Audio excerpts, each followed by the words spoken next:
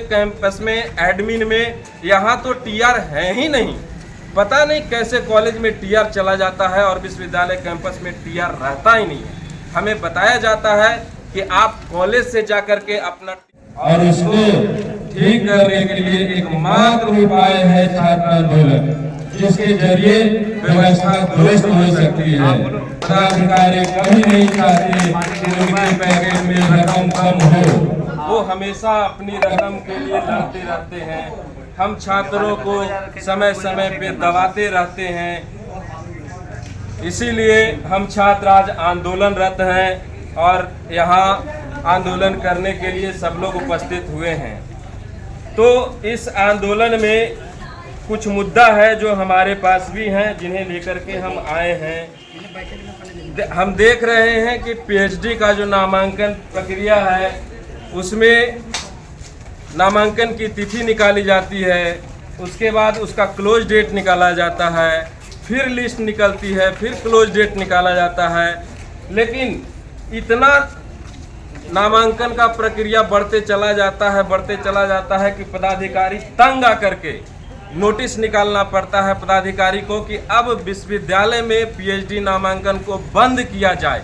ये नोटिस निकालने की आवश्यकता पड़ती है। सोच सकते हैं कि कितना भ्रष्टाचार बढ़ गया है इस विश्वविद्यालय में।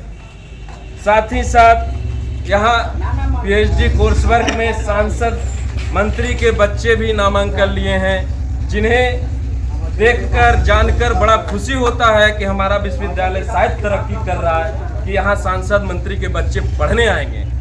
लेकिन मुझे अब ऐसा लगता है कि वो ना ही पढ़ने आए तो ज़्यादा बेहतर है, क्योंकि एक दिन एडमिशन के लिए अगर सांसद मंत्री के बच्चे आ जाते हैं तो हमारे कुलपति महोदय सारे काम काज छोड़ करके और उनके साथ फोटो खिंचाने में व्यस्त हो जाते हैं।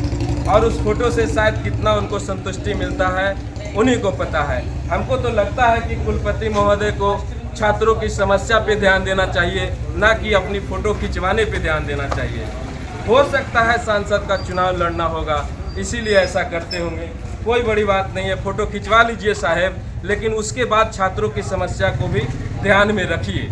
हम छात्र बहुत दूर से आते हैं, खुद हम जहानाबाद जिला से आए हैं, उतना दूर से चल कर आते हैं। कहीं कोई अरवल से आते हैं, कहीं कोई औरंगाबाद से आते हैं, कहीं कोई नवादा जिला से आते हैं। दूर दराज से लोग आ रहे हैं और परेशान होकर सिर्फ लौट रहे हैं। उनकी आंखों में सिर्फ मिल रही है तो आंसू और दिल में बददुआ ही मिल रही है।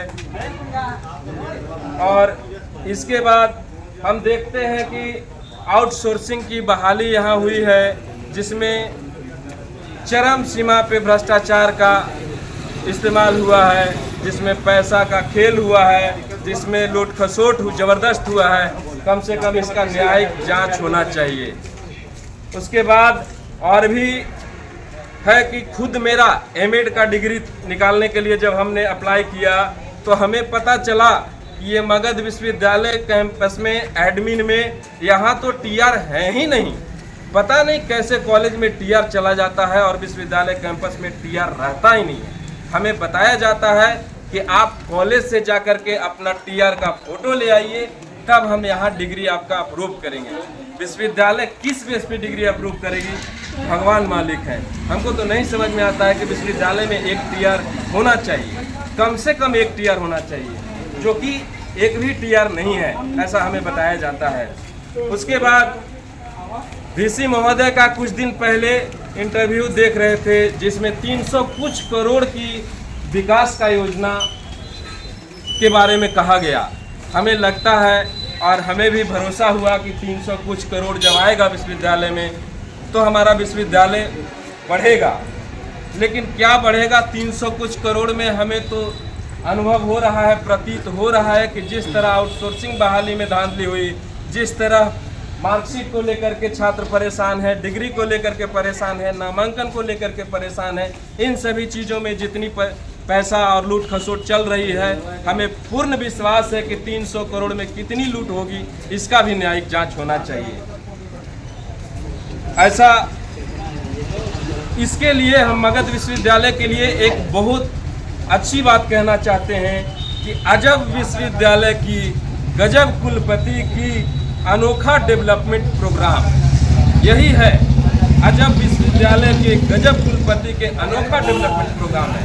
छात्र परेशान हैं, छात्र पैसा देने को मजबूर हैं, इलीगल रुपया देने को मजबूर हैं, और वाइस चांसलर इन सब से अवगत होने के बावजूद भी इग्नोर करते जा रहे हैं। ऐसा नहीं है, हम लोगों ने कई मामलों को लिखित रूप से उनको अवगत कराया है, लेकिन इसके बावजूद जब उन्हें पता है कि सब लोग लुटेरा ही हैं इसमें, तो हम किसको रोकें, या फिर खुद भी हो सकता है इसमें शामिल हो, तभी तो इस पर कार्रवाई नहीं होती है।